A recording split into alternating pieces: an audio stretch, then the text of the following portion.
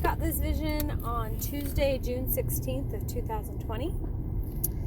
And in the vision, I saw a river of gold, what I think was gold coins, under the water. And it was about maybe 10 feet or a little bit more than 10 feet under the water. And I saw a net dragging up and getting the coins and putting them inside their fishing boat. And it was a smaller sized fishing boat.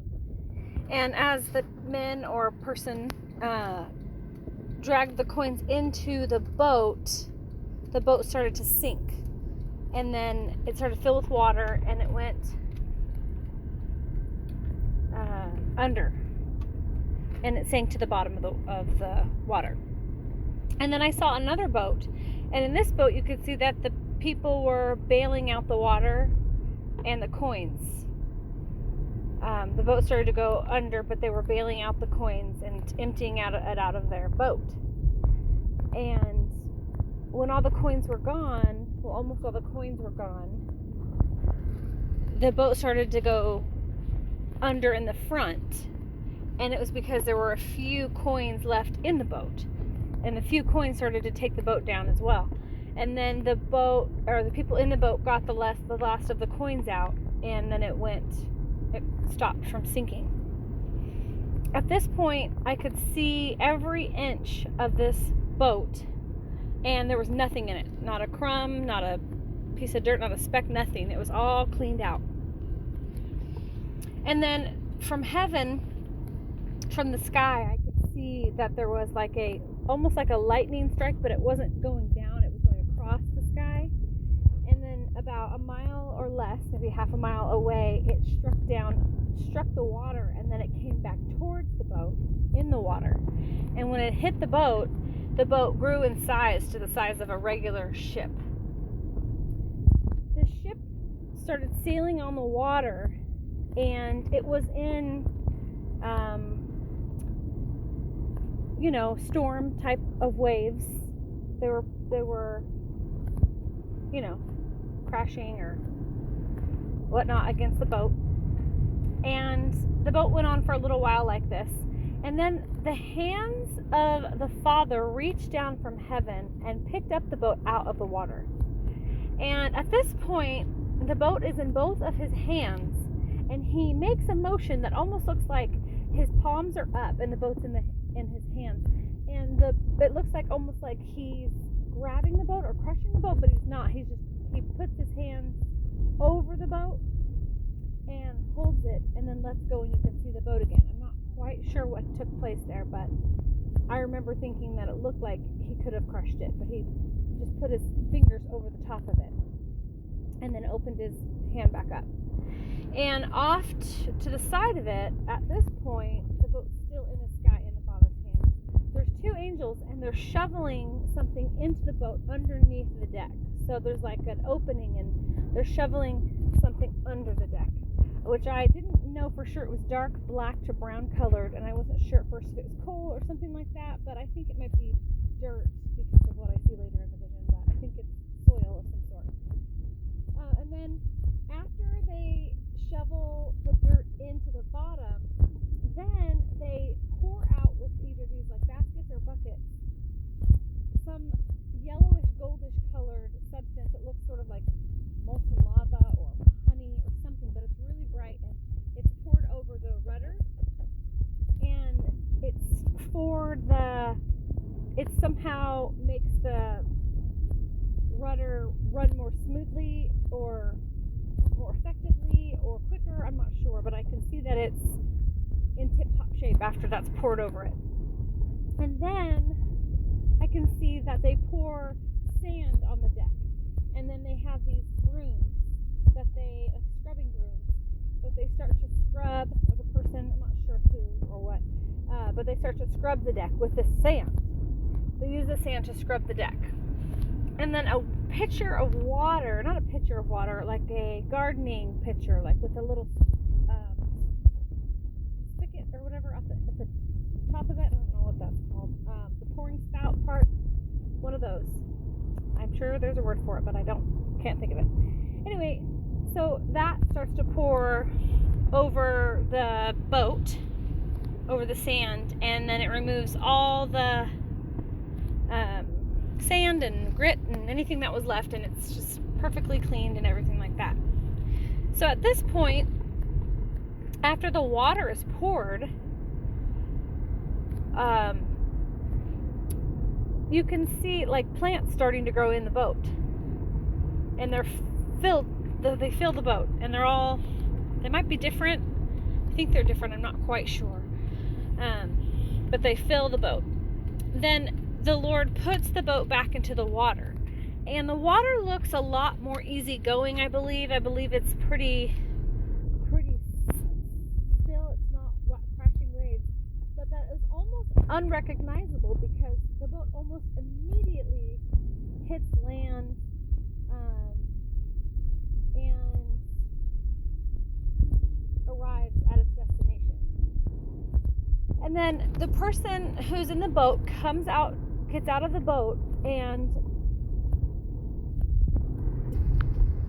about a little ways up the shore was sort of drier land, but then the person walks up into this thick garden, or it was more like a jungle. It was like a rainforest jungle. It was thick with greenery, and the soil was so soft and beautiful. I mean, I could see that I even wanted to physically touch it while seeing it in this vision. It was dark and rich and soft and just amazing soil. Oh my goodness.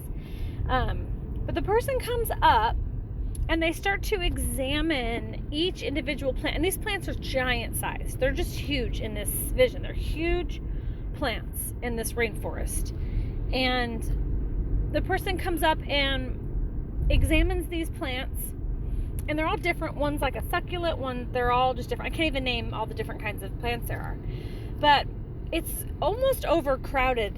And the person comes, and as they examine each one, they could see that some need to be pulled out. So they check them very closely, and it's okay that they're different, but some need to be pulled out. And so the person begins to pull them out, begins to examine and pull. And then eventually this entire area is almost empty. It's just very few and far between that there are any of these plants that needed to stay left there. And then at this point, the person has like this little satchel. No, I need to back up, and I'm sorry. Before the person starts to pull up the plants and they see the soil, they have their own plant that they bring.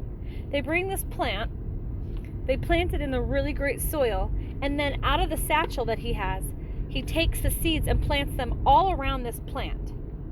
So these seeds are just dropped into the soil all around this little plant. At this point it sits about 2 feet off the ground, this little plant. Reminds me of like a little tomato plant or something. Then he goes and he begins to pull up the tares or whatever it was he was pulling up, the plants that didn't belong or shouldn't have been there or needed to be removed out of the soil. And then it was very few that were left in. Then at this point, he plants some seeds. And I can't remember if he plants more than one section. All I remember is that he plants in this one spot, and immediately this huge giant flower pops up. It's enormous, and on the bottom of it, it almost looks like just other little leaves that come with the flower. I forget what they're even called, if they're called anything. They just have little leaves attached to the flower, but they were huge and a bunch of them. And so the stalk of this plant had to be about, I don't know, 9 feet wide, 12 feet wide, I don't know. But then, and really, really high.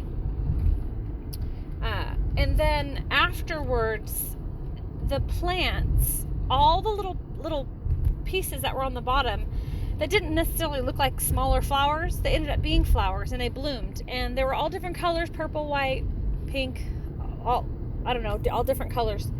And they all bloomed. And then at this point, the sky, I believe, is darkened. And it's no storm or anything like that. It just gets dark and gray. And the flowers, the big giant flower, it's facing upward. And it's shining, a light is shining down on it. And it's facing upward. And all the little flowers that are connected to it are also just there. I don't remember if they were facing upward or not. And at this point, I believe that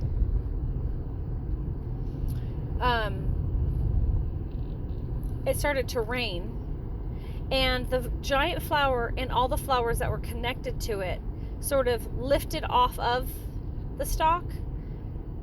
The flower head and maybe a couple inches under it all lifted off of the stalk and went up into this dark gray clouded area. And it's almost like they turned around in that area and faced back towards the earth to shine the light back onto the earth. And the littler flowers, they were sort of in the cloud still, but you could still see their light. And the bigger flower shined its light, obviously, was fully out and shining its light completely toward the ground. And after this, somewhere in this, the more seeds are planted. More seeds are planted now with these other plants that are left. Oh yeah, and the plant that he brought with him and planted in that garden ended up growing into this tree that it's hard to explain. It was sort of like tall and flat on the top, like it was flat. It was a covering, like it was a covering. That tree was a tall covering, and it covered over these seeds that were planted there that eventually turned into plants as well, or whatever. It covered that, so it had a covering for the seeds that were planted with it. And then there was other seeds that were planted and other plants that were growing, and that was the vision.